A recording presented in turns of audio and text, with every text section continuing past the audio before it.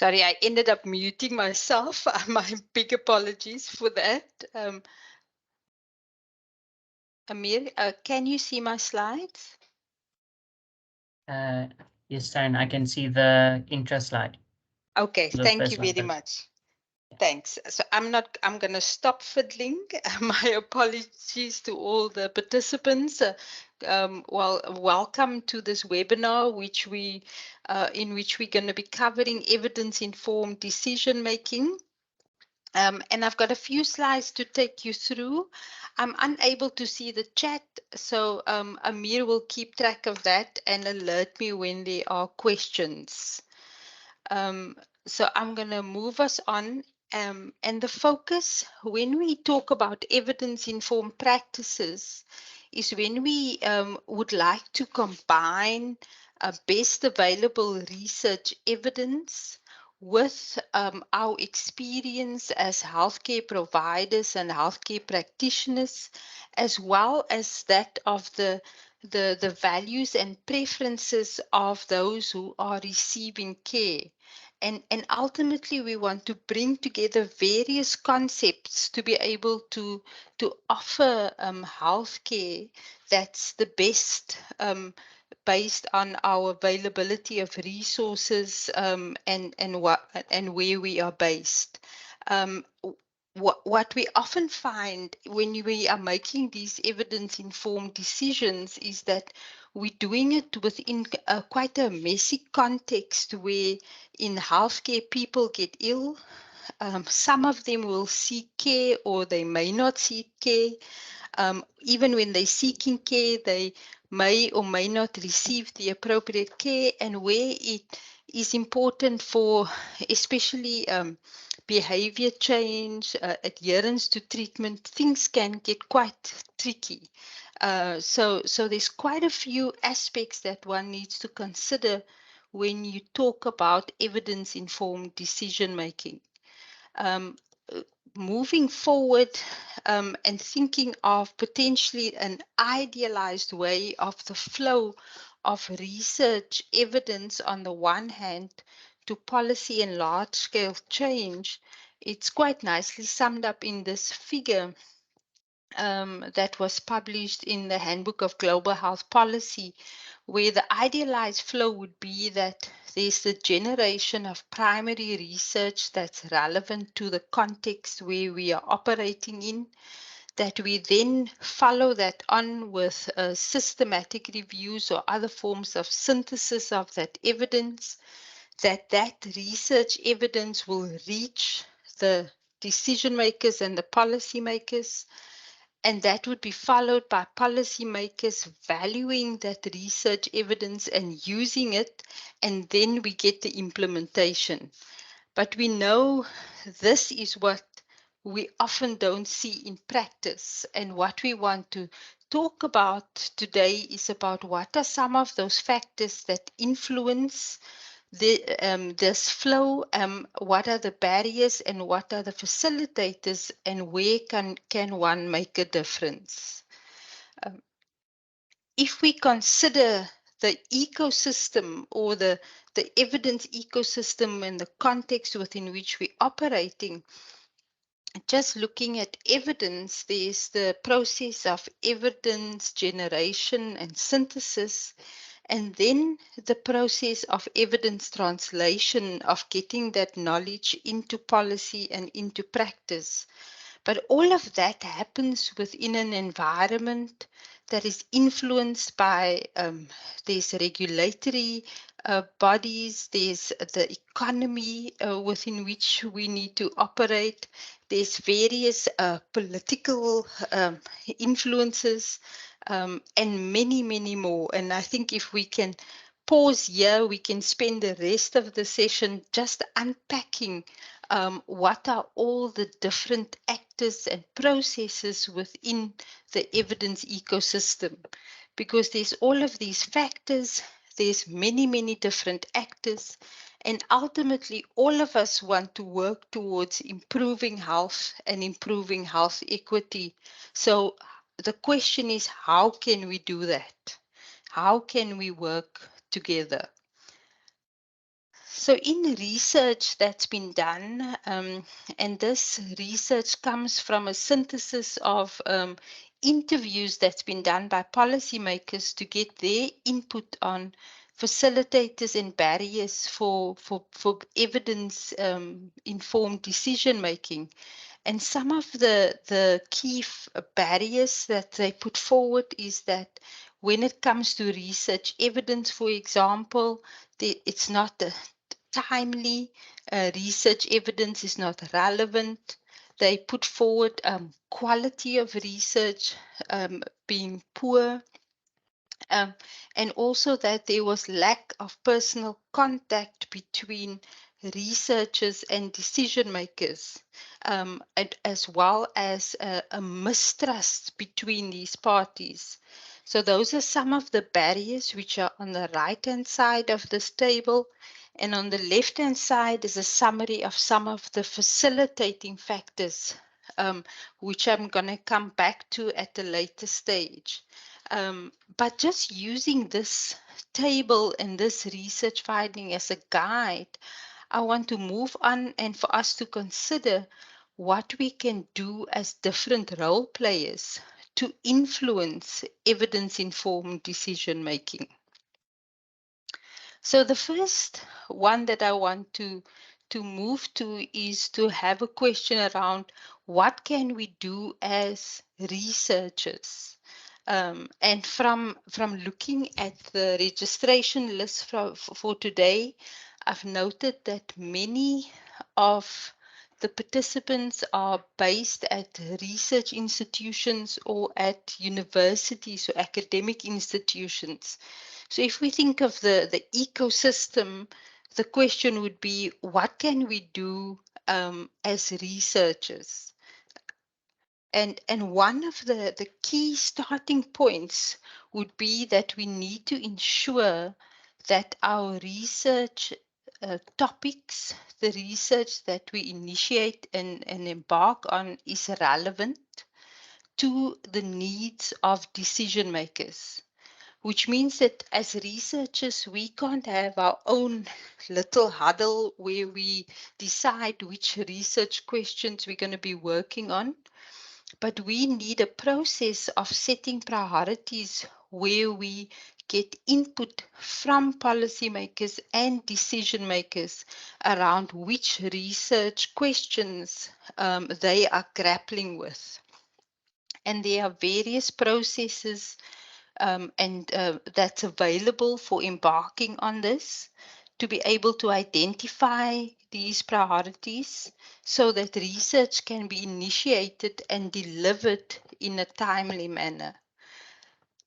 By doing research priority setting, you will also find, if you speak to people who've done this, that you can't follow a rigid process with research priority setting.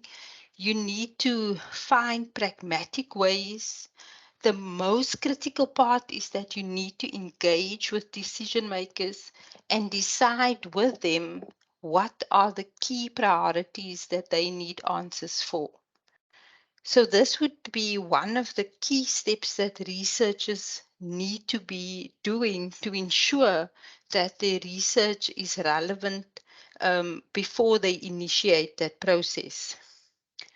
Once you've identified the questions, you need to first take stock of what we know already, and then identify where the true gaps are for new research. Because we find, and as an example, I've put some details of some COVID-related research, is that we find that there's a lot of unnecessary duplication in research. Duplication is good in some ways, but at some point we also find that there's unnecessary duplication, which means when you have identified your gap in the evidence base or the need from policymakers, you then need to have a process of first determining, is it necessary to do new research? So you must find and appraise existing research. You must make sense of that research and see, is it a research that you have found, is it up to date? Is it giving you an answer to the question that's been posed? Or is it identifying that there is a gap and that you need to do new research? This flow diagram is in an attempt to give a stepwise process and an approach of how one can go about identifying existing evidence synthesis and making sense of that synthesis in order to be able to make a decision around whether you need to conduct new synthesis or whether you can use the synthesis to inform your decision making.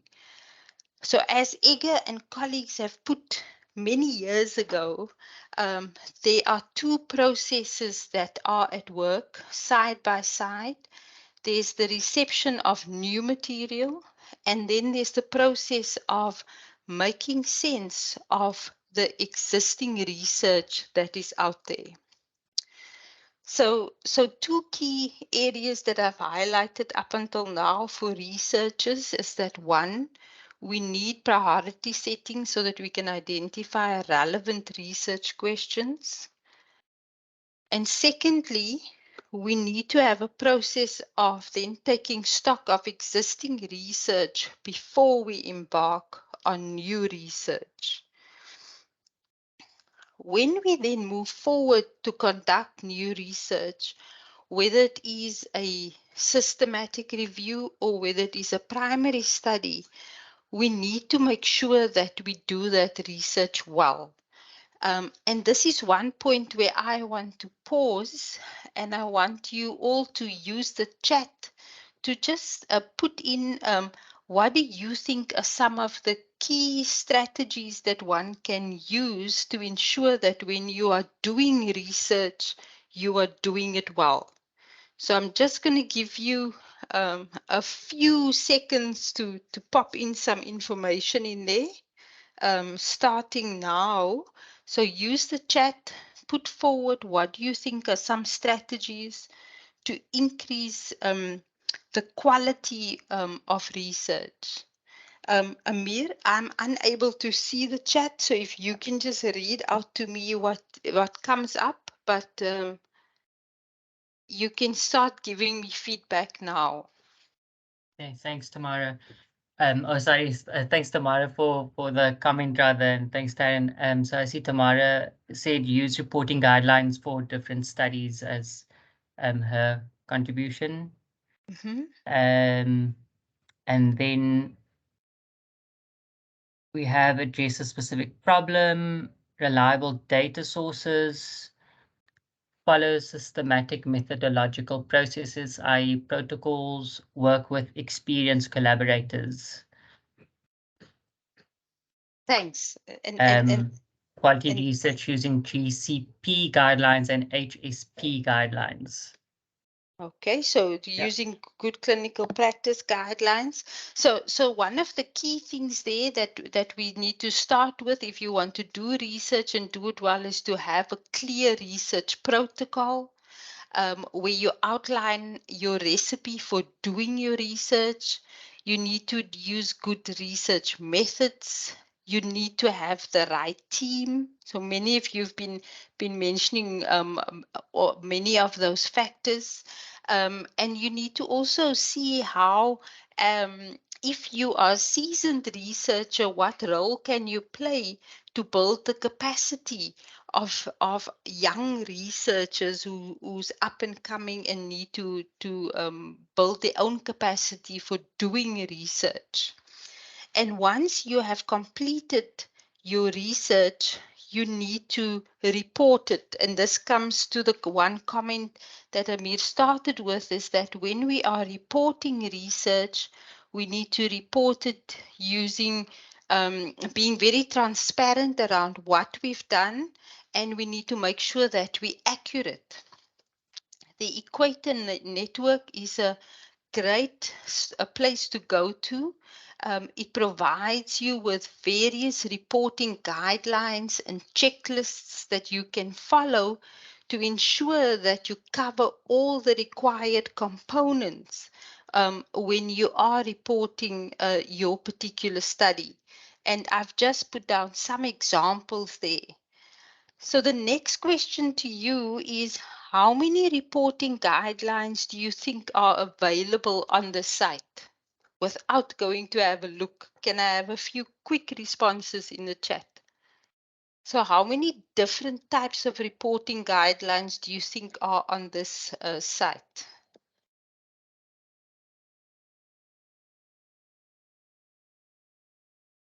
Okay, Amir, can you tell me what's the responses that you see in the chat so far? Okay. So the ones that just came in now were 25 and other one is 12. Someone else is 20. Okay, let's see 3 more people.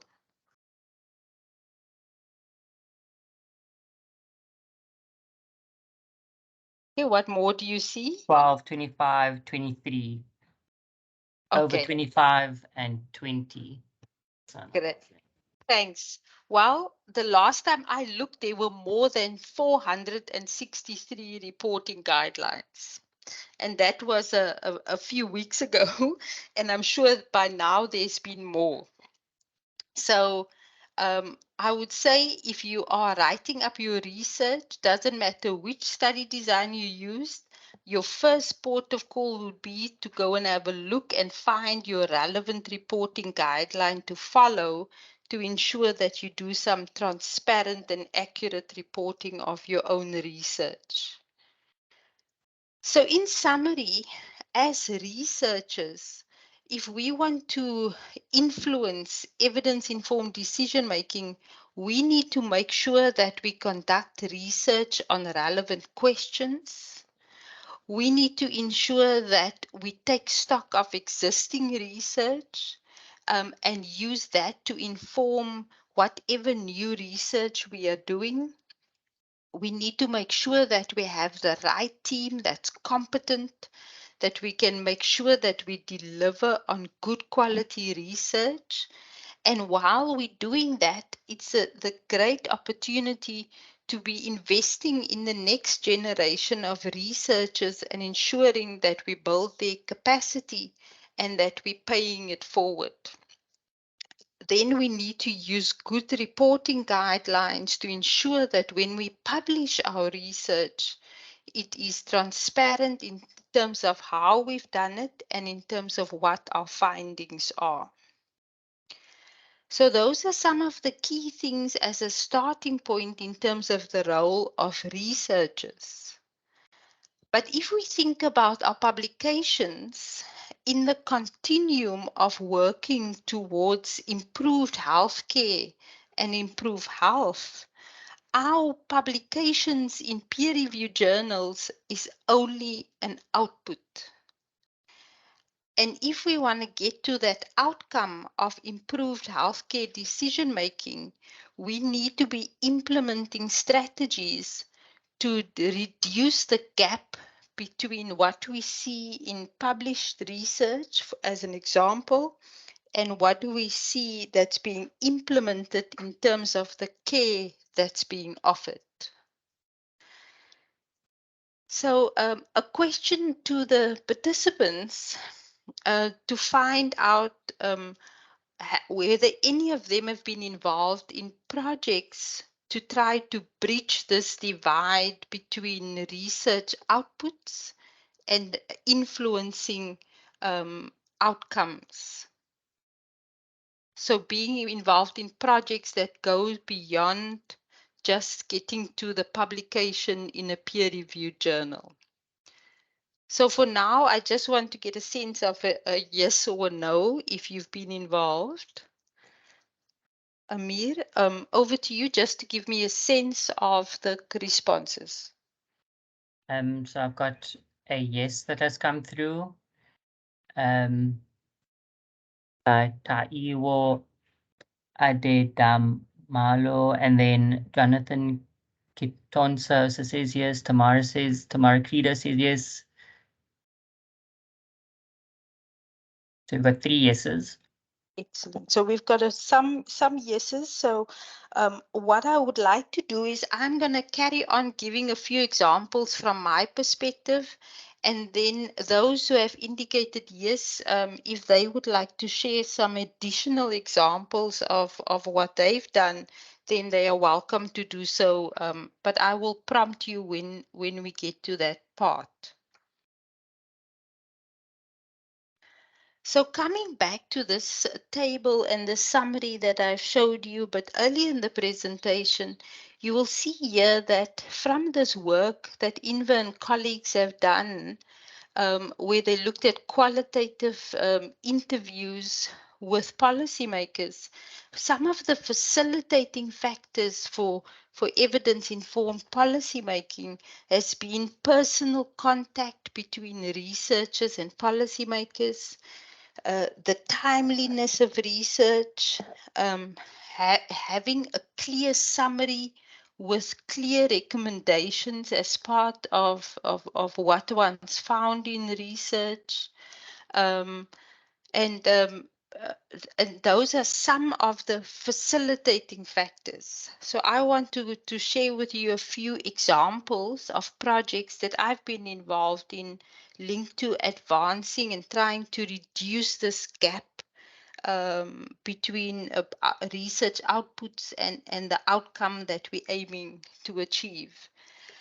And one of the critical things that you'll see that comes out repeatedly as a facilitator is having good relationships. The, this publication that I'm showing is a publication drawing together lessons learned from multiple projects that aim to enhance evidence-informed policymaking, and the relationship between researchers and policymakers came out as one of the most critical success factors for improving the uptake of evidence in decision making.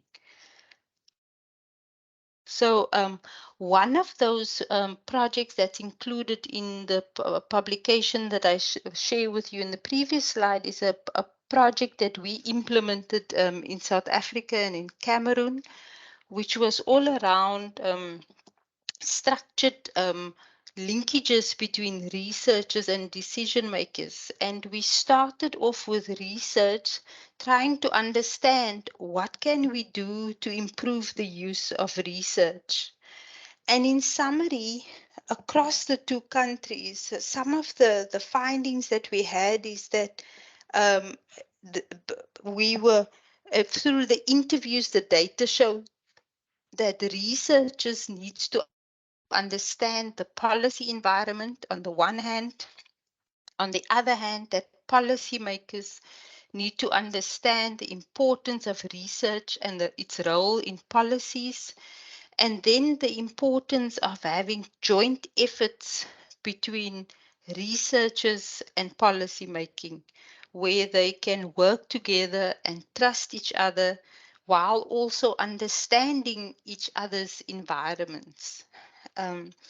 If we think of the typical strategies that's often put forward for knowledge translation, these are referring to the exchange where there's this interaction between the two parties. So in the Policy Buddies project that we implemented, we did a number of facets or within this project. One of it was to have workshops with policymakers where we identified what were the pressing questions that they were grappling with, and then to be and show them how to draw on systematic review evidence to inform the answers to those questions and to the decisions that need to be made. On the other hand, we also implemented what we call a buddy model, where we linked a policymaker with a researcher around the specific priority questions that we had. And the quote that I added there really sums things up quite nicely for this engagement. I read the quote: "We don't have their capacity or skills, and they don't have ours. The linkage is key to make the process smoother."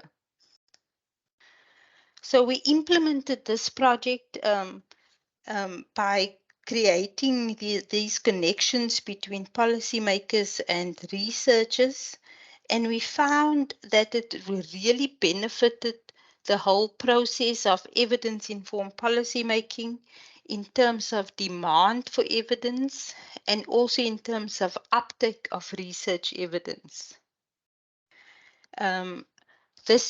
We also did an evaluation of the project, and this is a quote from one of the researcher buddies, where they stated that buddying taught them when engaging with policymakers about evidence, one needs to be flexible, and depending on the nature and the format of the engagement, one needs to try and find the most feasible way of communicating the evidence. This often means that you can't be constrained by a one-size-fits-all approach, but that you need to think on your feet and be less prescriptive of how evidence should inform decision-making. So a lot of rich learning that took place on the buddying side. So that's one example.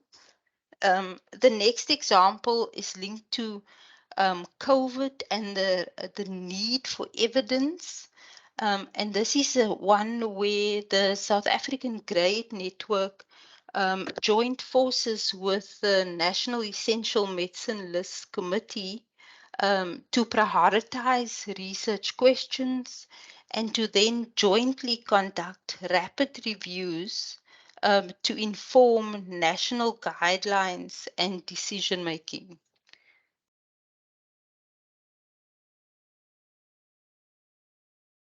So in order to sensitize and to make people have increased capacity, especially of researchers having increased capacity around knowledge translation and evidence-informed decision-making, there's a need for some capacity building linked to that.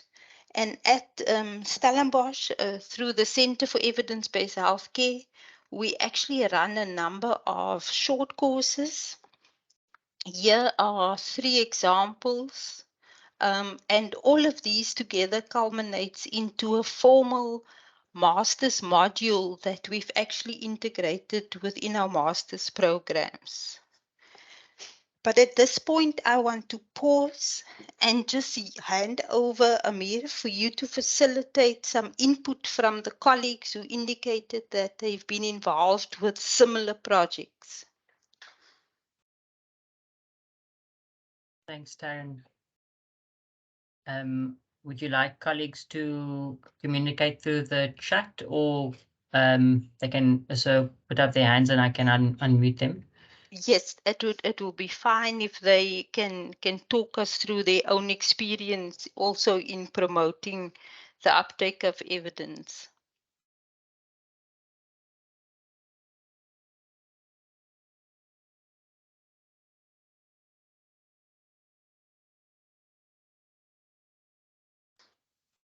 Okay, so we've got one hand up. Okay. For you, Ladi, are you able to unmute? Yes, I am able to.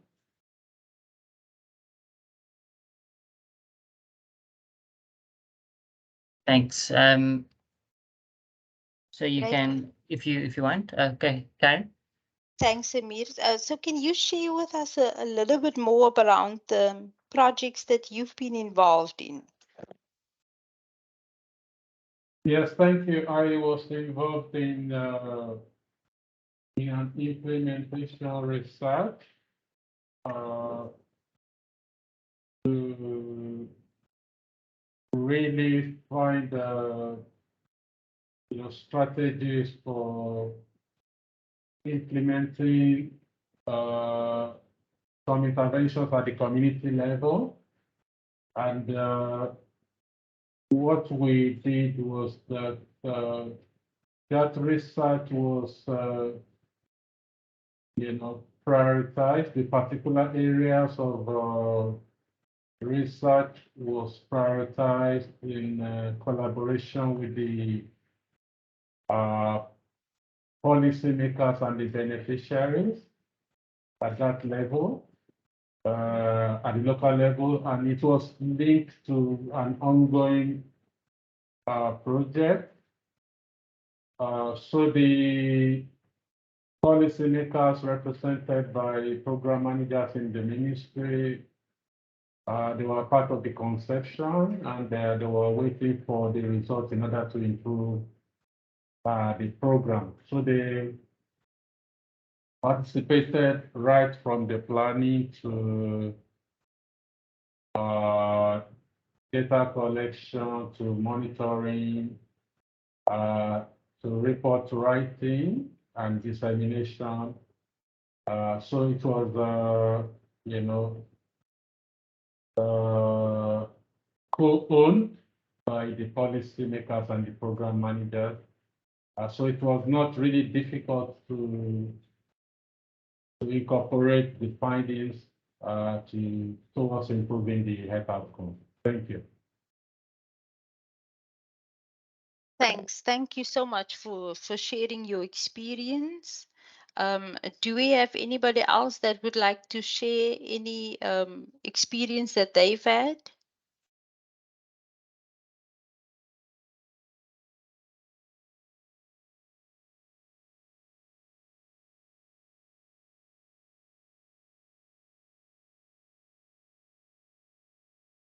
Okay, Amir, do we have anybody else?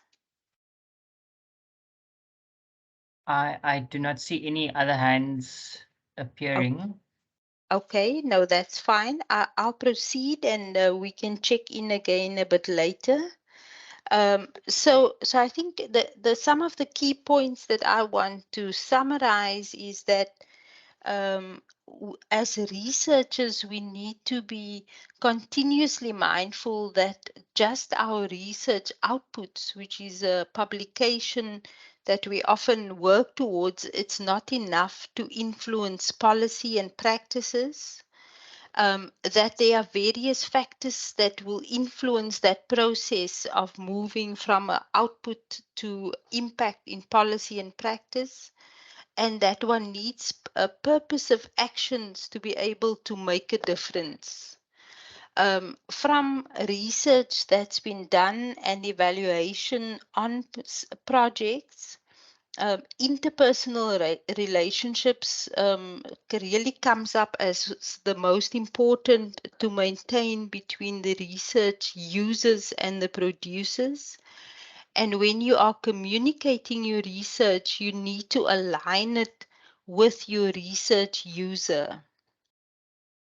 We also need to be mindful that as researchers, we need to be aware and learn and understand the policymaker world. And ultimately, in my experience, we find that building this relationship between researchers and decision makers takes time.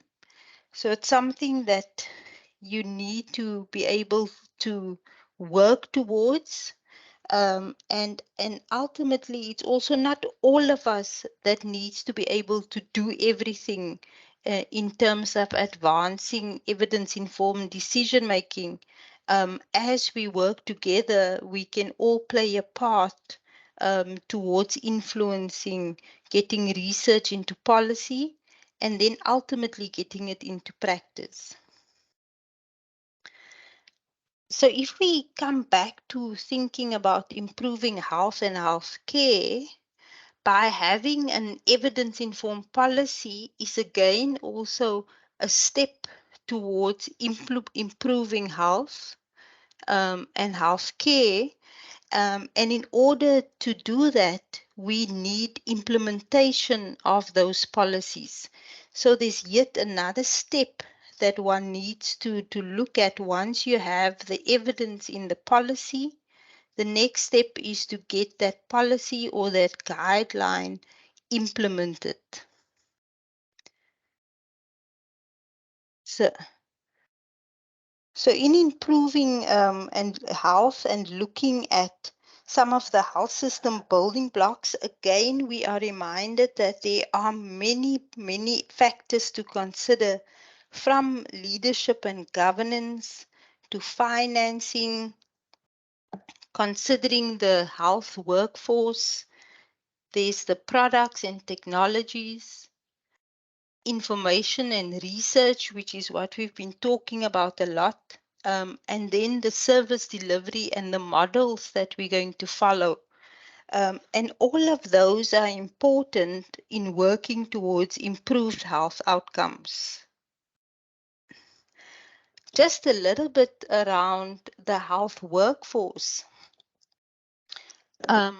Beyond being able to practice as a healthcare professional, one of the factors that one needs to consider is whether the healthcare providers and professionals are empowered to be good users of research. So we don't need all healthcare professionals to be doing research, but we need all of them to be able to use research. And some of the initiatives that I've been engaging in at Stellenbosch University is to look at how can we equip the next generation of doctors, nurses, physios, OTs, dentists, pharmacists to be good users of research. And it comes down to equipping them with the knowledge and skills to be critical thinkers and lifelong learners. And in some of the research that we've done, again, it comes down to the approach of working together and finding pragmatic ways to integrate the teaching of evidence-based healthcare within the undergraduate and postgraduate curricula, with role modeling within the clinical setting, to ensure that when we have our new graduates, that they are able to think critically and be good users of research evidence. So in conclusion, I've highlighted many factors that influence decision around health. This includes not just the evidence, but many other aspects such as burden of disease, the values and preferences of the patient, politics, finances, the social setting, the acceptability of what's being offered, resource availability. So many, many factors that need to be weighed up as you consider a well-informed healthcare decision. This diagram that you see on the right-hand side tries to illustrate these judgments that one needs to make by weighing up benefits and harms, as well as the cost of various policy options, and weighing up these trade-offs to be able to make well-informed decisions. So there's a lot to do. I have really in this presentation just highlighted some of the aspects, from being able to do research well and to promote the uptake of research in decision making. And I want to conclude by saying that we can get there and make a difference by working together. So I am going to pause there and hand over to Amir to check if there are any questions. Amir, over to you. Thank you very much, Taryn. So I do see that there is a comment from Jonathan Kitonsa, who says, one of the studies I've participated in that utilized this kind of approach is the START study. The study investigated the best timing of antiretroviral therapy and provided evidence that the best time to begin ART is at the time of HIV diagnosis. This study was done with the support of policymakers and eventually informed global policy on ART initiation. Thanks, Jonathan, for that contribution. Thanks. That's a great example.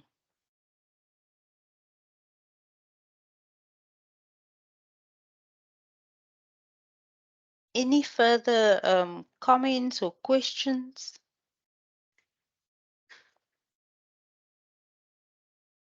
Okay, see, Trudy has a hand up. Trudy, I'm going to unmute you. You can go for it, Trudy.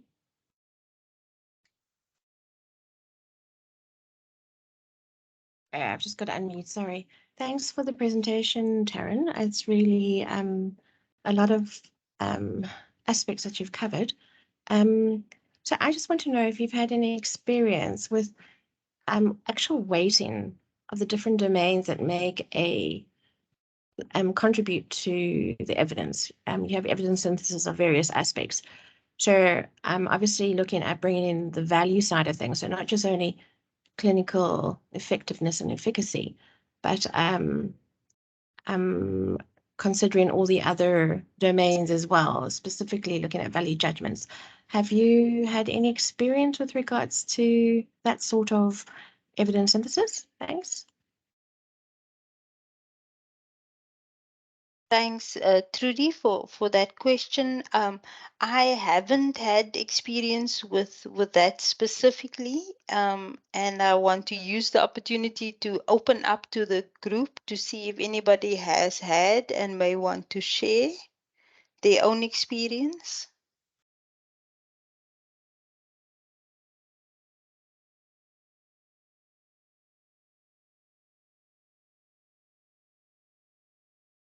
I think, Trudy, you've just put forward the next question for us to look at in terms of some methodological research linked to this topic. That's great. Taryn, I do also see that there's a other comment that came through a few minutes ago by Neetha Morar, who says maybe the public engagement workshop hosted by SAMRC tomorrow is valuable in terms of research partnership with policymakers and DOH. Thanks, Neetha, for that. Absolutely. I think that's a great initiative, and one should be building on those and have more of those initiatives to have opportunity to engage.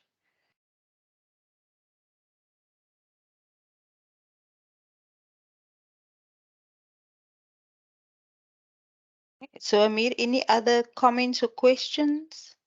One just came through now by Tamara Credo, saying, good question, Judy. I've not heard of an example, but it would be good to make sure the decision makers inform the values for the different evidence slash factors that informs a decision.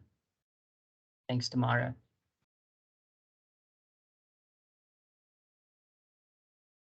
Thanks.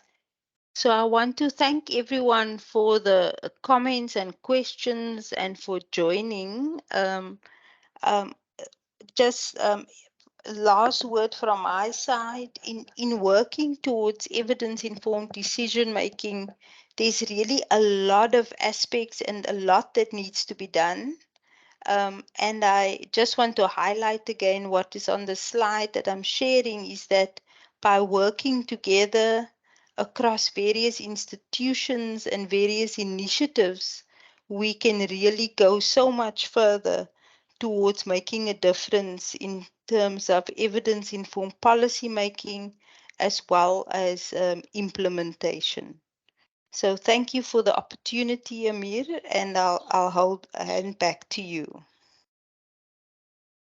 Thank you very much, Taryn, for that very interesting and informative presentation, and the lovely discussions that have also proceeded throughout today's webinar. I'd also like to thank everyone for participating in today's webinar, for attending. I am sharing a link to Google Forms for feedback on today's webinar, and it's really useful to hear your feedback on how we can improve things, or how you've experienced the webinars, and it really helps us to improve as we proceed moving forward with these kind of sessions. Again, the webinar is recorded, so you'll find it on the Cochrane SA webpage, and also on the Cochrane SA YouTube channel, which we encourage you to like and subscribe to. Then there are also previous recordings from previous webinars, which you can also view. And then lastly, Taryn will be sharing, or I'll be sharing Taryn's slide set after today's webinar. I think that is about it from our side. Thank you again, Taryn, very much. Really enjoyed it. Yeah, look out for any further emails on future webinars that we'll be hosting. Thanks, everyone.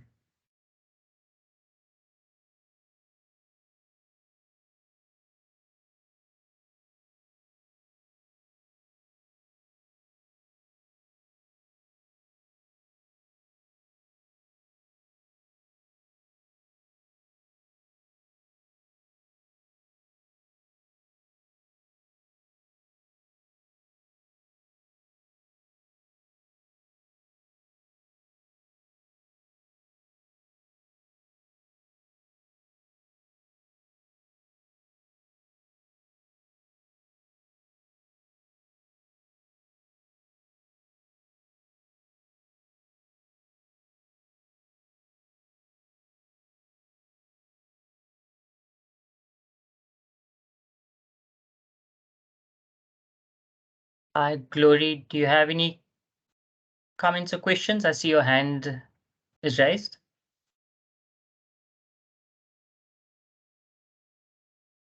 You may unmute.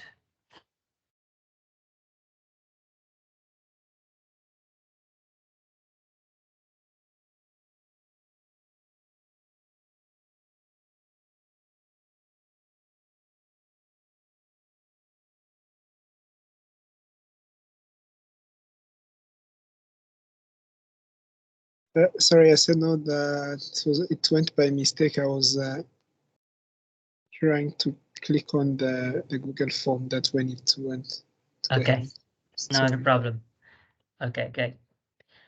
All right, so I don't see any other comments or questions coming through. Thanks again, Taryn, and everyone have a great day further. Keep well and keep safe.